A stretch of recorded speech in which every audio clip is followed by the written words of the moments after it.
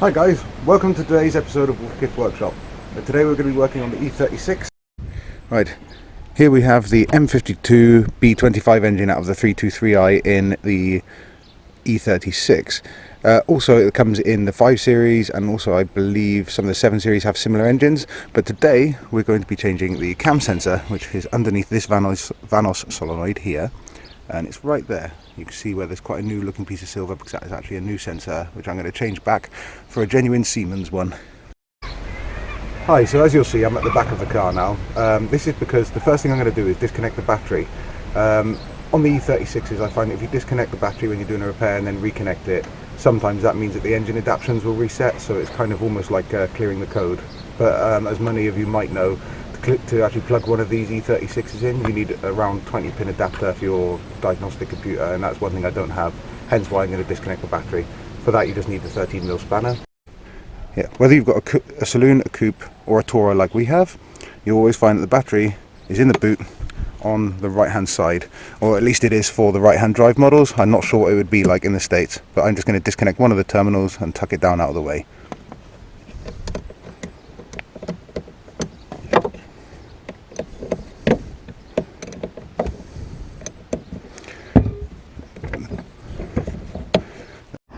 Right, first thing I'm going to do is take this cover off, just to give me access to the connector for the Vanos solenoid, because this is going to have to come off before I can get to the sensor. So I'm just going to use a little flat blade to pop these clips off.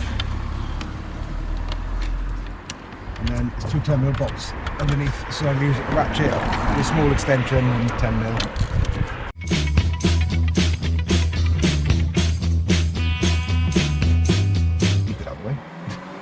And now you can see at the end of the injector harness there's this connector here, and just push that metal thing in, and you can pull that wire out of there gently. It is a fiddly job, I have to admit, but you can't get to this sensor without doing it. So there we are, there's that little 2-pin connector there. Now the next bit, you need a 32mm spanner, or an adjustable if you haven't got one of these. But I always prefer the spanner because it just makes life a lot easier. We should be able to just crack this one off of there.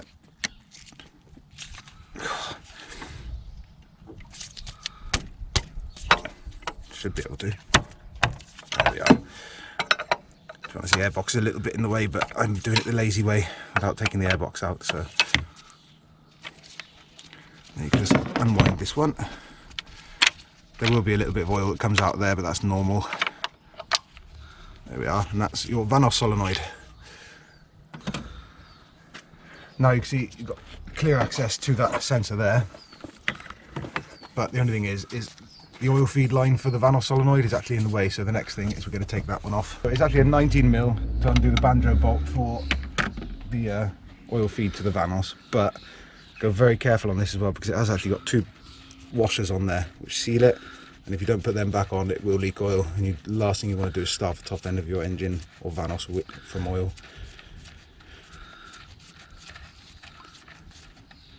So what I try and do is undo it but keep the bolt in place. So then you can pull it all off as one like that. You can see there's the first washer. Push the oil feed out the way. But next thing I'm going to do is pop this plastic pipe off gently and carefully if I can, because this will just help us get access, because I need to get inside this manifold. Right in the middle there is where the connector is for this sensor. Best way to find it is just trace the wire out the back, this wire here, but there's actually another connector right in there. There's a real pig to get at, and if you've got big chunky arms like me, it makes it even worse. What I'm actually going to do on this second time around actually is I'm going to remove this, just to give myself that extra room, because my arms are quite a bit too big to get in there. Thank you, sir. But yeah, to remove an oil filter on any of the 36 engines on the Beam, I believe, or the more modern ones, you need a 36mm socket or spanner. But I use a 36mm socket just because I find it a lot easier.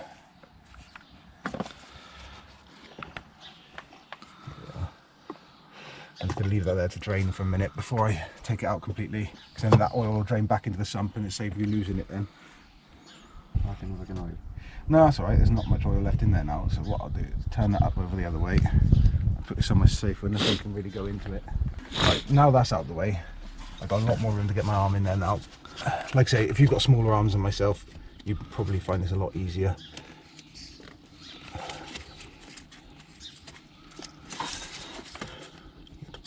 The same as the connector further up, push the metal piece in.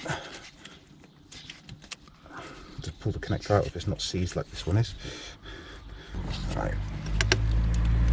There we go. There's the connector there, so your 3-pin connector. And it's the same as the other one, like I say, where you've got a metal tab you push in and then you can pull this one out. If you find it easier, you can actually pull the whole connector. It's on a mounting bracket, but you can actually pull it out completely out of the mounting bracket if it makes it easier, which I've just done under there. Not that you'd be able to see it, unfortunately. And the next thing now is this Allen key, which I believe is a 4mm, I think. Okay, that one is a 5mm. So it's always worth making sure that's seated properly, because I have had issues before. Also another thing as well, which I've not done, is cover up that oil filter housing. Because I say it is quite good. If you're unsure about anything, always put like a piece of rag or something in there to stop any bolts falling in. But where we are working, it shouldn't actually have any issues.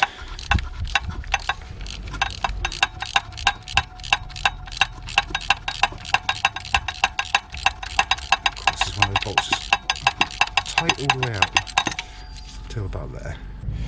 Right, now this is out. You can see sometimes if it is tight, don't worry about it. It's got a little bit of blue lock thread on there. But what we're going to do is, this one is easy to come out because this was actually a newish sensor about 6 months ago. But the car doesn't seem to like it. Being a BMW, it's not happy about it being here. But also, another thing as well I forgot to say is there is a cable tie further down which holds this to a bracket. So I'm going to need to slice that one out a little bit. But yeah, this one was actually a Delphi sensor, and for some reason the car doesn't seem to like it much. So I kept the old Siemens sensor.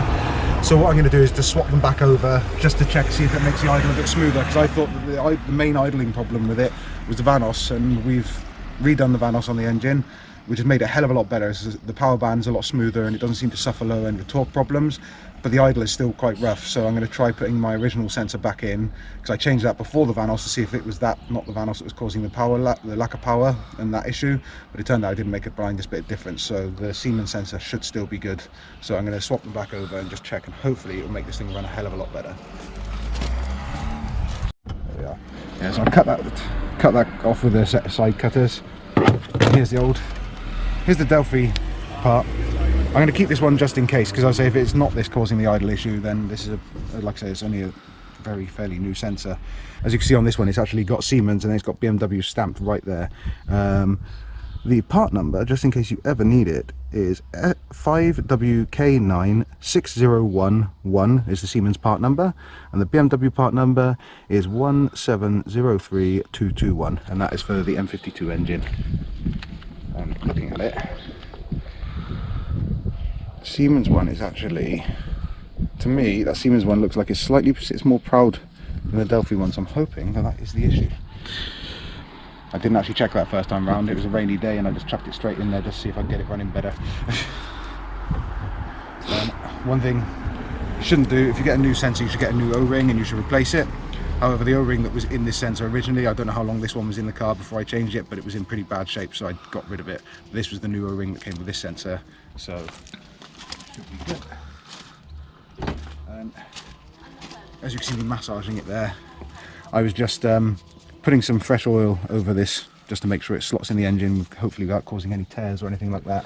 So first thing I'm going to do is, before, I'm not going to bother routing this wire just yet, I'm going to try and put this one back in the engine.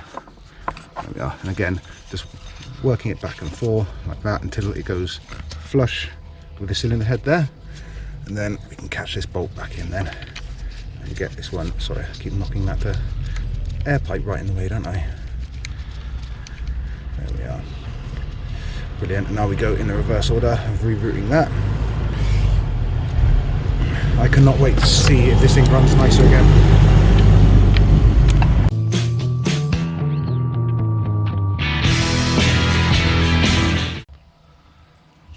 You don't want to over tighten it. They don't need torquing up a great deal, it's just to hold it in there.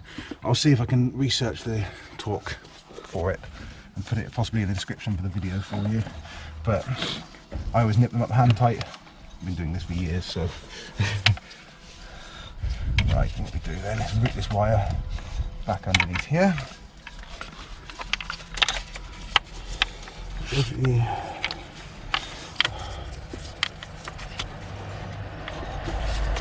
Make sure it goes this side of the oil feed and the air pipe, and then it goes under a piece of wiring which is for what I believe is the rail pressure sensor, and then it goes in underneath here. And then this connector, I'll show you on the other sensor, will only go in one way, but I'll show you that in a minute. You push it until you hear a click. There we go. And that's one sensor fitted and routed right. Only thing I will do is I'm going to get another cable tie and put it around that wire just to hold it back and out the way, just to stop any movement, stop any vibration from the engine causing it to rub through or chafe on anything. As you can see, this is the one for the Vanos solenoid. They only go one way, but the way it actually dictates that, as you can see, there's like a ridge here on this one, and the same with this one. You can see there's actually two ridges this side, two ridges this side, but if you look at it straight on, you can see these ones are spaced further apart than that one. So don't worry about these connectors, you can't get it wrong when you put them back on.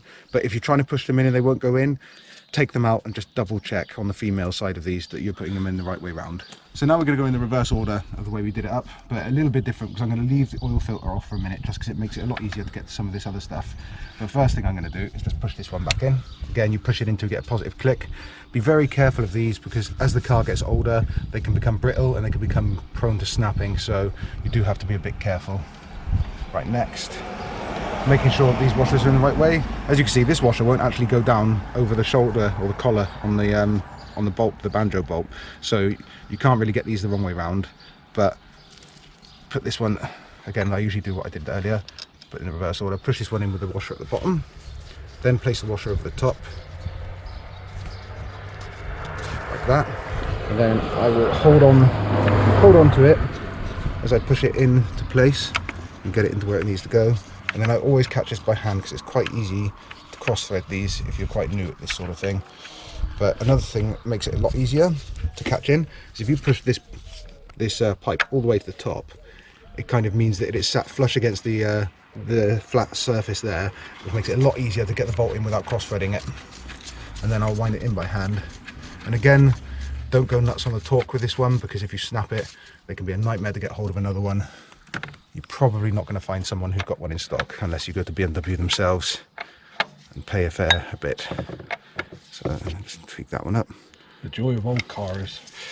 Yeah, unfortunately sometimes the 90s cars now, which were everywhere when we were younger, aren't anymore. So there we are, that one's in nice and tight there. Now for the Vanos solenoid. Go careful that this is, go careful you don't catch that sensor wire on anything. But yeah, again, just put it in, catch it by hand, because these, once you've cracked these off, these are actually very easy to move and manipulate by hand until the last bit. And just go careful, there is an O-ring on there as well, and it's always worth making sure that's lubricated with a bit of engine oil. And again, now this one, let's go back in here. I should have left that pipe off before I did this bit, really. But what can I say, I'm an idiot. There we are. And then this will push in until it goes click. There we are, that's in there now. Just nip this up because it doesn't need to be stupidly tight, especially not if you're planning on possibly having to do other work to this engine, which I imagine I will at some point. No need for FT on this then? Definitely not, no. Right, final step now. Well, one of the final steps, the final step mechanically is just to put this one back in. As you can see, there's no need to change this filter, it's brand spanking new. I only changed the oil the other day, literally within a week, and the car has probably done, what, about 25 miles since I changed the oil in it. This car doesn't do a great deal of distance past the school run, so. And again, this one, don't over tighten this one either. I can't stress the importance of that enough, because again, just nip it up by hand, because as you can see, it says on top of the actual oil filter 25 Newton meters, which is pretty much just nipping it up. It's not going nuts. This one goes on, and if you're ever sort of worrying when you've taken this off the car, you're ever wondering which way around it goes, just remember these cutouts are for the intake manifold there, so it'll only go one way.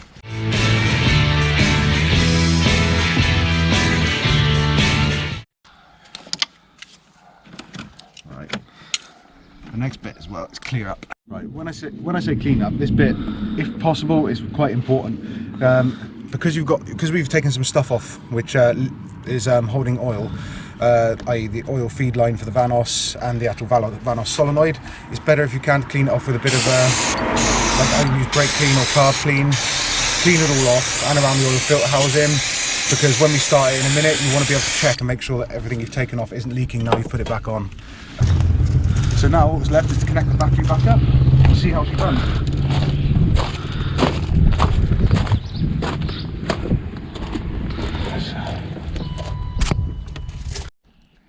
Let's see how she gets on.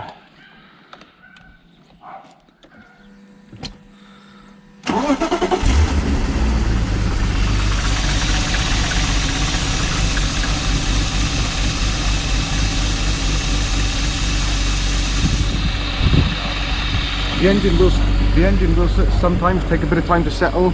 Because I've disconnected and reconnected the battery, it's relearning all the values that the ECU's learned for the engine for all the different sensors. So you've got like knock sensor, cam sensor, crank sensor, mass meter, things like that.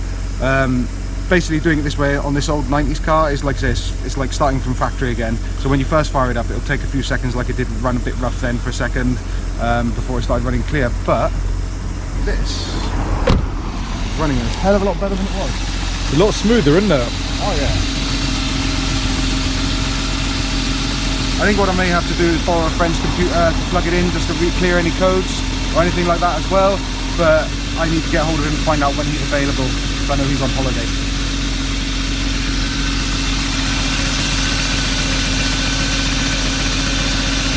Definitely turning a lot better. Oh yeah.